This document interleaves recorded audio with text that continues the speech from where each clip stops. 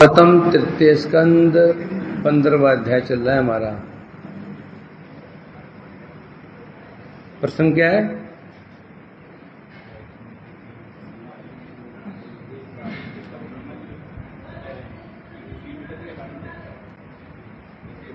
ब्रह्मा देवता संवाद। किसके अंतर्गत?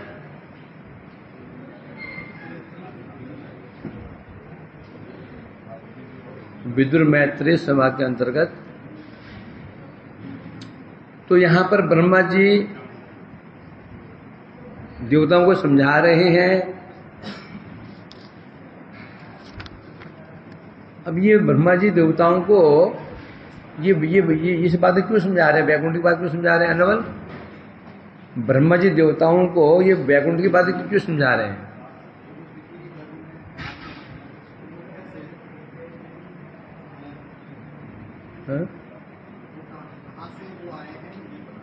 हाँ ठीक, समझ रहे। क्योंकि देवताओं ने क्या पूछा है? जो गर्भ में आए हैं, ये आया जो तेज है कश्यप का, ये है कौन? तो तेज है कौन? तेज कौन है? क्या है?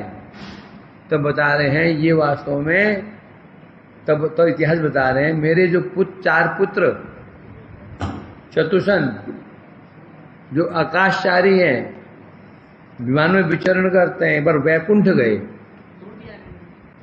तो वैकुंठ की जो अवस्था क्या है ये बता रहे हैं। कल क्या बताया था? जितने भी वो निवास करने वाले हैं सब कैसे हैं? सच्चिदानंद स्वरूप हैं।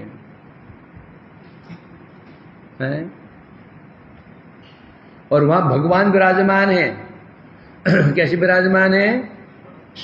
अपने स्वानाम नो मृडियन वृषा, वहां जो भक्ति विराजमान है उनकी सेवा कर रहे हैं, और भगवान अपने भक्तों को आनंद प्रदान करते हुए वहां विराजमान है। और वहां पर एक वन है, नाम है निश्रेयसम नामम वन। एक वन है जिसका नाम है निश्रेयस वन। उस वन में जो वृक्ष हैं सब कामदूघ, क्या है? कामदूघ माने कामनाओं का दोहन करने वाले, सब कामनाओं को प्रदान करने वाले हैं, ऐसे वृक्ष हैं। शर्वर्तुर श्रीभीर विभ्राजत कैवल्य मूर्ति मत। सर्व ऋतु श्री भी, समस्त ऋतुओं की शोभा से, समस्त ऋतुओं की शोभा से वो जो वैकुंठ है सुशोभित है। सब ऋतुओं विराजमान है एक साथ। कैसे हो सकता है? सभी ऋतु में एक साथ है। गर्मी भी है, सर्दी भी है, शरद भी है, हेमंत भी है, शिशिर भी है, बसंत भी है। कैसे हो सकता है? है सब सब ऋतु में सुशोभित है वो है। और कैसा है? कैवल्य मूर्तिमत, मानो साक्षात कैवल्य। क्या बता रहे हैं? साक्षात कैवल्य मीन मोक्ष, मानो साक्षात मोक्ष स्वरूप है वो वन। तो इसी टीका श्रवण टीका में कहते हैं अभी, कैवल्यम ई मूर्तिमत, मैंने कैवल्य ही मानो क्या? कैवल्य माने मोक्ष, मानो मूर्तिमान कैवल्य स्वरूप ही वो जो वो वैकुंठ है। कैसे? मानो साक्षात कैवल्य स्वरूप, मोक्ष स्वरूप है। यहां मोक्ष के समान कहा गया तो मोक्ष नहीं है। मोक्ष समान कहने से वहां की जितनी वनस्पति हैं उनका नित्य सिद्धत्व, एक रसत्व, निरुद्ध वेगत्व, परमानंदमयत्व एवं आत्मा राम रूप विहंगम गणेर स्परिणत्व युक्त है। तो वहां जितनी वनस्पतियां मैंने पेड़ पौधे आदि हैं वो नित्य सिद्ध है। वृक्ष पौधे जिनको हैं वनस्पतियां, उनका नित्य सिद्ध, और सब एक रस है।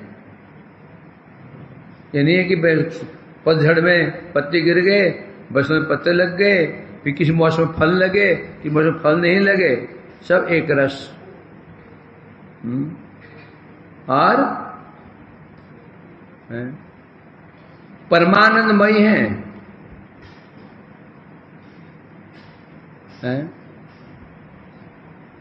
और आत्मा राम रूप विहंगम करे स्परिणत्व।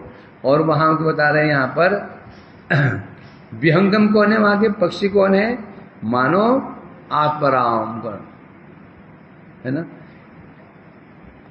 स्पृहणीय युक्त है लो। तो जो आत्माराम रूपी जो वहां पक्षी इत्यादि हैं, उनका स्पृहणीय मतलब इच्छित धाम है, ये सामान्य अर्थ। अब आते हैं विवृत्ति। अभी क्लियर नहीं हुआ क्या क्या लिखा है शब्द ऐसे। प्रपंच बदजीवेर इंद्रिय तर्पणेर क्षेत्र। ये प्रपंच जो संसार है, त्रिगुणमय जो जगत है, जहां आप निवास कर रहे हैं, हम निवास कर रहे हैं, यह इंद्रिय तर्पण का स्थान है। इंद्रिय तर्पण मतलब इंद्रिय भोग का स्थान है? और रूप रस गंध स्पर्श और मनन आदि विषय नश्वर इंद्रिय द्वारा भोग्य रूप गृह। और यहां पर क्या होता है, रूप रस गंध शब्द स्पर्श और मनन आदि जितने विषय संसार में हैं, कैसे होते हैं, वो इंद्रियों के द्वारा भोगे जाते हैं। रूप नेत्रों से, शब्द कानों से, है ना, आदि आदि। तो जितने भी जगत में जिस संसार कैसा है, रूप जो वस्तु में यहां पर है, समस्त वस्तुओं को इंद्रियों के द्वारा भोगा जाता है। इस द्वारा इंद्रिय भोग्य सब वस्तु में, इस संसार के वस्तु में। इसलिए नश्वर इंद्रिय गण मापियालय बोलिया, भोग में दृश्य जगत के माइक बोला जाए। जगत को माइक क्यों कहते हैं? क्या मां मने होता है मापना, मां मने होता है मापना, मान कहते हैं, मान मापना। क्योंकि इस जगत की समस्त वस्तुओं को इंद्रियों से मापा जा सकता है। जितनी वस्तु संसार में है सब इंद्रियों से मापा जा सकता है। इसलिए सब संसार वह माइक, मापा ने समझा जा सकता है। ये रूप कैसा है, लाल है, पीला है, नीला है, मापना मले आंख से इसको अनुभव कर जान सकते हैं ये कैसा है। कान से शब्द को माप सकते हैं, ये शब्द किसकी, आवाज किसकी है, कौवे की है कि गाय की है, भैंस के, मनुष्य की है, कान से, इसलिए मापना हो गया है। ठंडा है, गर्म है, मीठा है, कड़वा है, इसको हम जीभ से माप सकते हैं, मतलब अनुभव कर सकते हैं। सुगंध किसकी है, कौन से फूल की है, दुर्गंध सुगंध है, नासिका से, है ना। तो जगत की जितनी वस्तुएं हैं सबको सब इंद्रिय गण माप्य, इंद्रियों के द्वारा मापने योग्य है। इसलिए संसार को मसले बात है, जिस वस्तु को इंद्रियों से मापा जा सकता है, जाना जा सकता है, वो सब वस्तु माया। अब जगत में ऐसी कौन सी वस्तु है जिसको हम इंद्रियों से माप नहीं सकते हैं? कौन सी ऐसी वस्तु जगत में वस्तु है कि नहीं? रूप है, रस है, गंध है, शब्द है, स्पर्श है, और क्या है? ये तो और इसी बाहर कुछ है? यहां तो रूप आकार है, रस है, गंध, स्पर्श, और क्या है? पांचवी जगत, पांचवी विषय है ना। इसलिए कह रहे हैं जिस वस्तु को है, तो माइक वस्तु किसे कहते हैं? जिस वस्तु को इंद्रियों के द्वारा मापा जा सकता है उसे कहते हैं माइक वस्तु है। जे देश इंद्रिय ज्ञाने मापिया लो जाए ना, पर जिस स्थान को इंद्रियों से माप नहीं सकते हैं, माप इंद्रियों से जान नहीं सकते हैं, समझ नहीं सकते हैं, जिस स्थान को, जिस स्थान को है, अर्थात अब यह इंद्रिय कहने से क्या, इंद्रिय मतलब क्या, जड़ इंद्रिय, नश्वर इंद्रिय। बात कहां की चल रही है, इस संसार की चल रही है। तो संसार में इंद्रिय क्या है, जड़ इंद्रिय है, नाशवान इंद्रिय है। तो सिद्ध हो गया जड़ इंद्रियों से जिस वस्तु को मापा जा सकता है उन समस्त वस्तुओं को माइक वस्तु कहेंगे।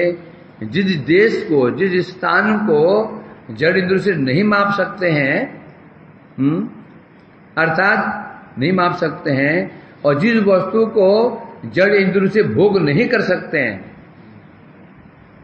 अर्थात जो वस्तु इंद्रिय भोगातीत है, जो स्थान इंद्रिय भोगातीत है, उसे कहते हैं पर व्योम। पर व्योम, व्योम माने ये कहा, इसे भी श्रेष्ठ व्योम है, और उसी को वैकुंठ कहते हैं। तो ध्यान से याद कर लेना क्या बोला है,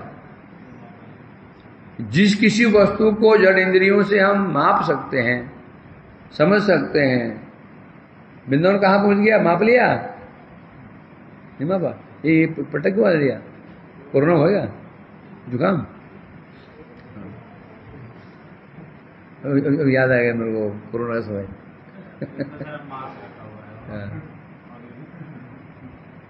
प्रार्थना प्रभु से कोरोना, दुआ कोरोना भेज दो, मास्क पड़े हमारे,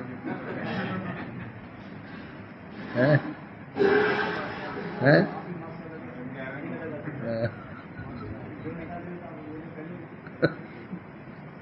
क्या ड्रामा होता है,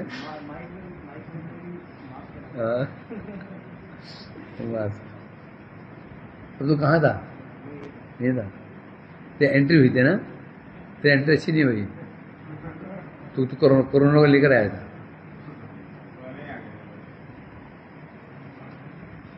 क्या चला हमारा, हाँ। तो जिस स्थान को, जिस देश को, जिस वस्तु को जड़ इंद्रियों के द्वारा माप नहीं सकते हैं, तो उस वस्तु को उससे कहते हैं क्या, वैकुंठ। अर्थात मापन मतलब क्या हो गया, भोग करना, हम लोग भोग करना, यानी जी वस्तु मापन में क्या हो गया, भोग कर रहे हैं उसको हम लोग। एक सुंदर वस्तु दिख रही है नाक से, ये तो हमें क्या, हाँ ये सुगंध गुलाब की है, तो किया नहीं, क्या भोग किया है, तो तू दृश्य देखा, हाँ ये दृश्य बड़ा सुंदर है, भोग कर लिया। परंतु जो स्थान भोगातीत, भोग से अतीत, कौन से भोग से अतीत, जड़ इंद्रियों से भोग से अतीत वस्तु है, स्थान है, उसे कहते हैं वैकुंठ। और उसी वैकुंठ में एक कानन है, कानन में एक वन है जिसका नाम है निःश्रेयस। में निशेष रूपे न श्रेय, जहां कल्याण ही कल्याण, उसमें उस वन में कल्याण ही कल्याण है? अर्थात निश्रेयस वन, भव दावाग्नि जो प्रज्वलित करीबार अवसर देना। अब वन, जैसे संसार वन होते हैं, ये वन में दावानल लग जाता है, दावानल किसे कहते हैं, वन में आग लग जाती है, उसे कहते हैं जंगल की अग्नि, जंगल की आग, आपस में लग जाती है आग, लगानी नहीं पड़ती, आपस में लग जाती है। जब तो हवा चलती है तो वृक्ष आपस में रगड़ खाते हैं, उनसे चिंगारी निकल, उससे आग लग जाती है, ऐसे में लगता है। परंतु ये जो वन है, निश्रेष्ठ वन है, यहां पर यहाँ पर क्या भवदाग्नि, दावाग्नि प्रज्वलित नहीं होती। क्यों नहीं होती है, क्यों नहीं होती है? संसार दावा नल लीड लोक त्राणाय कारुण्य गणागण। संसार को दावानल क्यों बोलते हैं? संसार को दावानल क्यों बोलते? दावानल आग बोलते, दावानल क्यों बोला? दावानल उसे कहते हैं जो आग कोई बाहर से नहीं लगाता और जंगल में आपस में लग जाती है। अर्थात आग बाहर से नहीं लगती, घर में आग लग जाती है, कोई लगाता नहीं है। पत्नी का एक ही विचार, पति का एक ही विचार, संघर्षण हुआ, आग लग गई। पुत्र का एक कामना, पिता की एक कामना, घर्षण हुआ, आग लग गई। सास की एक कामना, बहू की एक कामना, टकराई आपस में, आग लग गई। ये तो है कि नहीं? तो वैकुंठ में आग क्यों नहीं लगती? वहां टकराव नहीं है। सबकी एक कामना, सबकी एक कामना। क्या कामना है? क्या है? भगवद इंद्रिय तर्पण। कैसे भगवान को प्रसन्न किया जाए, कैसे भगवान प्रसन्न किया जाए, तो टकराव कैसे होगा? टकराव होगा? कहां टकराव होता है? जहां अपना स्वार्थ आ जाता है।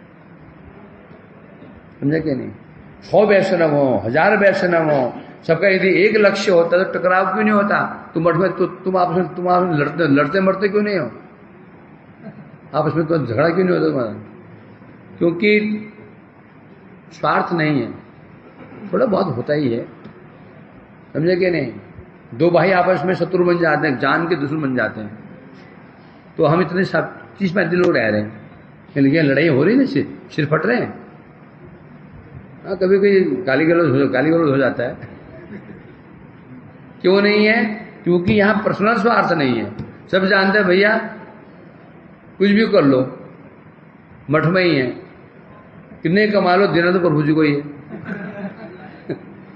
बड़ा में 100 मिले तो 500 मिले, ले ही लेंगे, है कि नहीं? ये छूट मिल जाए फिर झगड़ा शुरू है। वहां मैं जाता, तू क्यों चला गया उधर? अब एक भंडारा था, वहां मिला 1000 रुपया और टिकट दिया था, सनातन टिकट दिया ही नहीं, सबको टिकट दिया, सनातन को नहीं दिया। इसे मन खराब होगा, है ना? क्यों नहीं होगा? क्योंकि तो जाता भी तो भी क्या 1000 रुपये रहने वाले थे ही नहीं, वो आने में मेरे पास थे, इसलिए मन खराब नहीं। यदि इसको छूट मिल जाए रहने की, सब रखो अपना वहां तो मैं जाऊंगा। 1000 रुपये मिलता है मैं जाऊंगा, या 50 मिलते हैं वहां तू जाएगा। मैं तो ना एग्जाम्पल दे रहा हूं। ये सारी समस्या का कारण क्या है?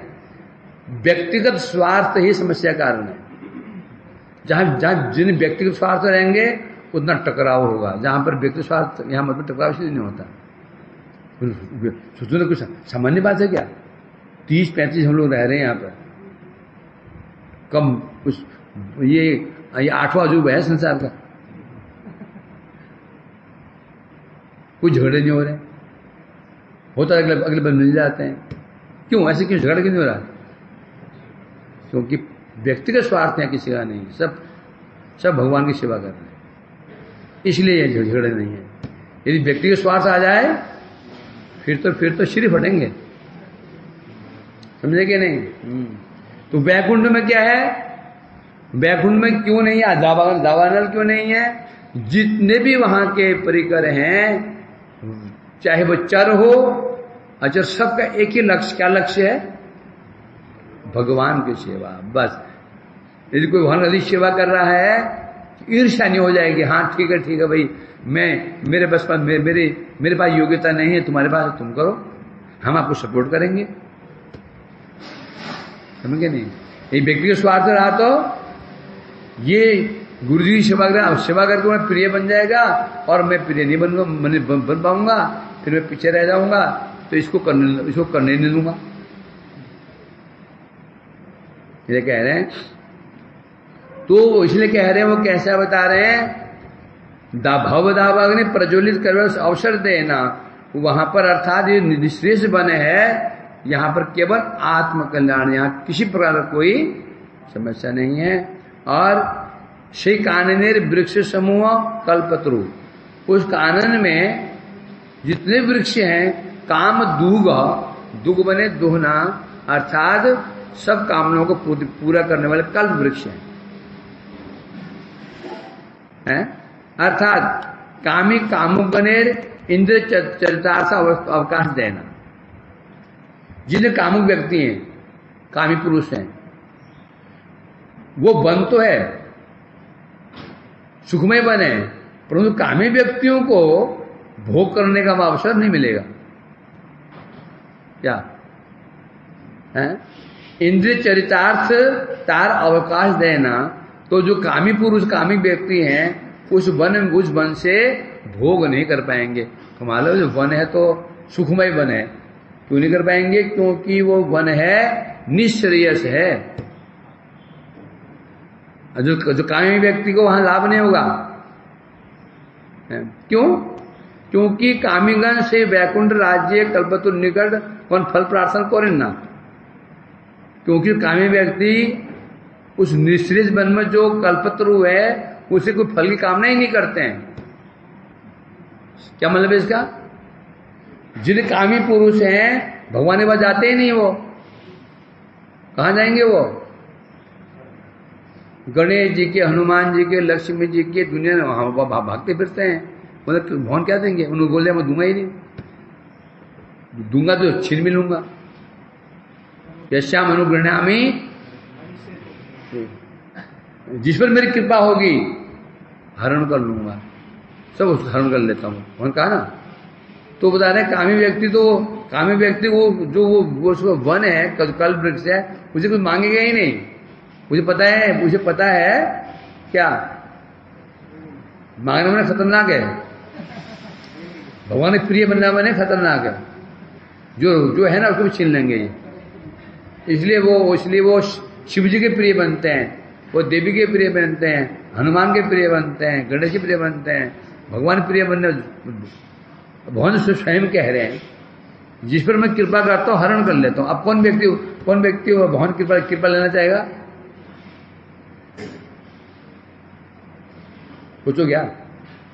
भोगी व्यक्ति चाहेगा? अभी भगवान का जिसमें कृपा करता हूं उसे हरण कर लेता हूं।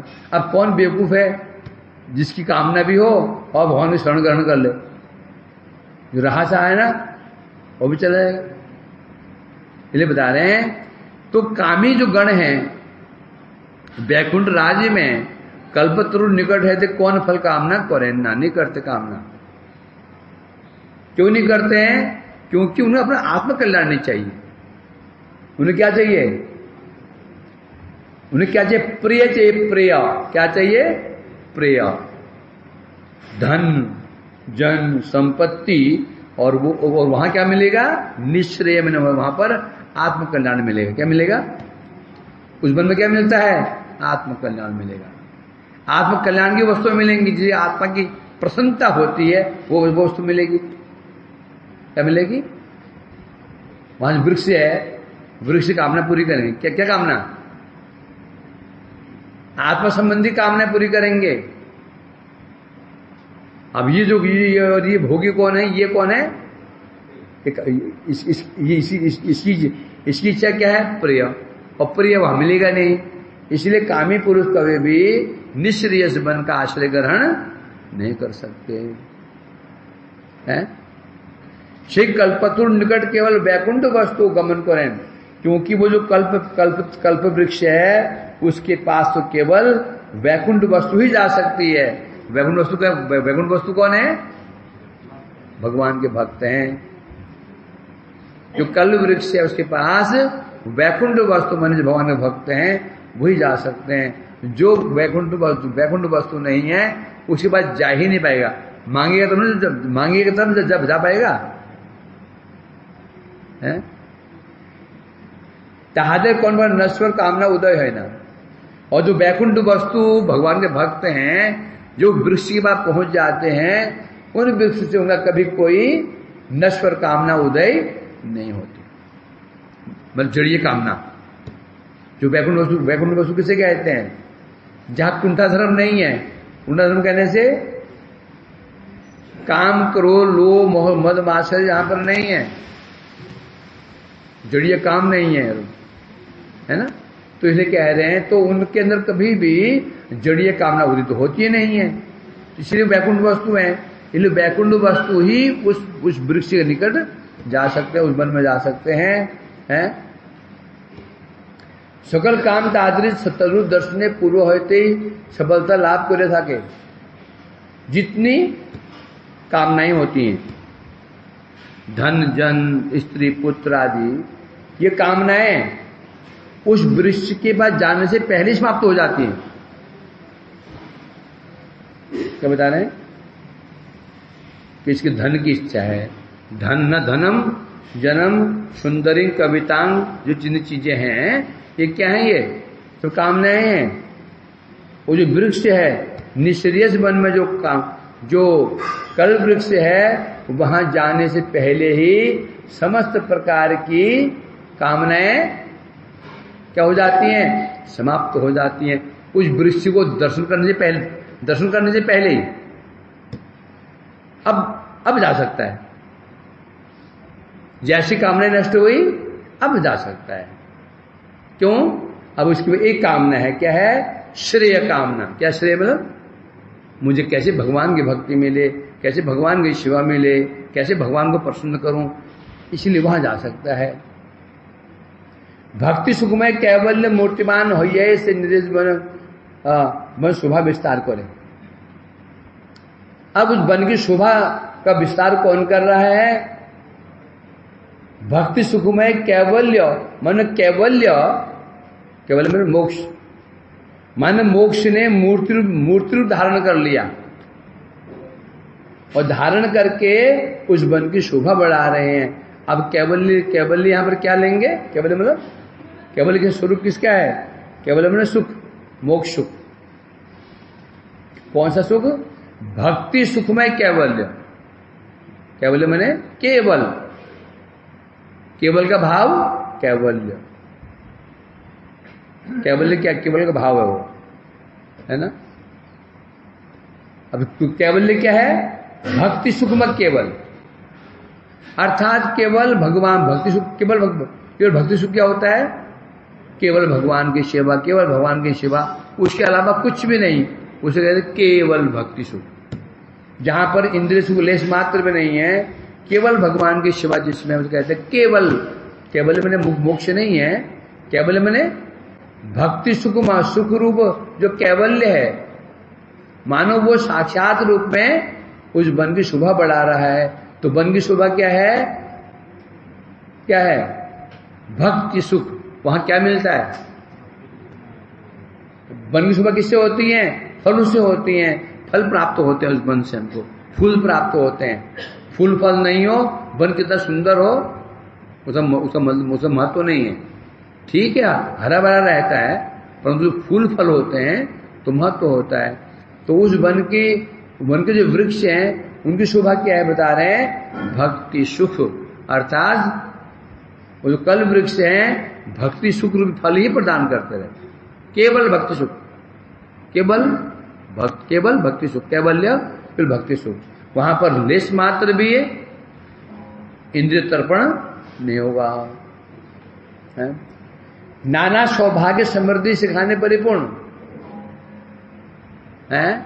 वहां पर नाना प्रकार सौभाग्य, सौभाग्य कहने से यहां पर क्या है?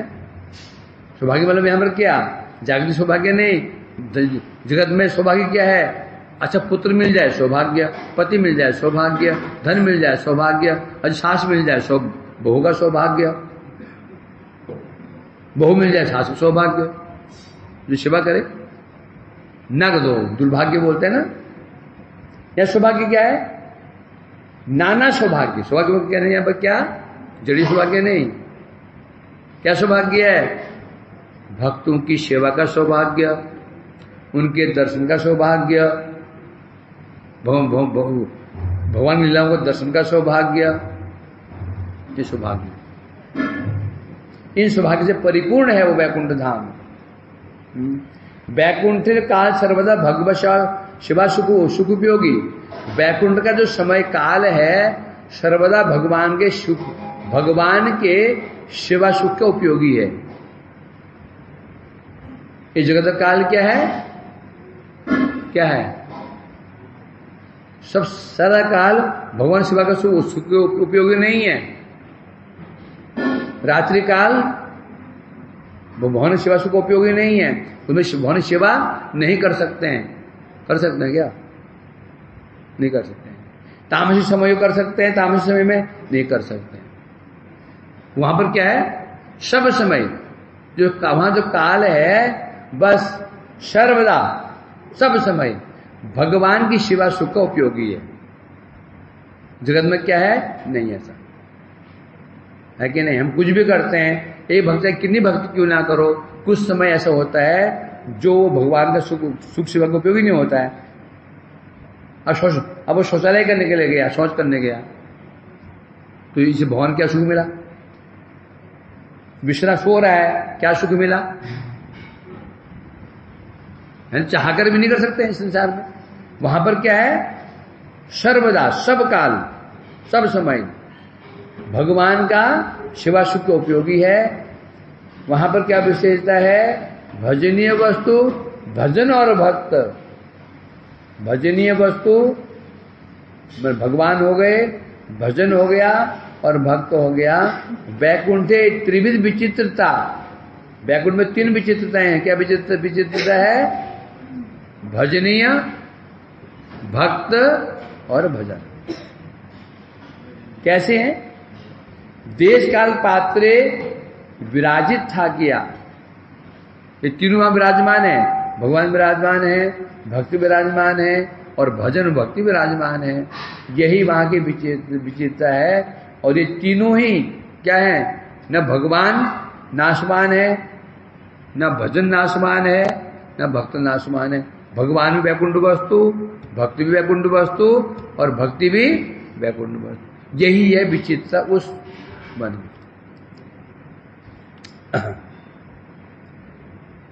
और क्या है वहां पर?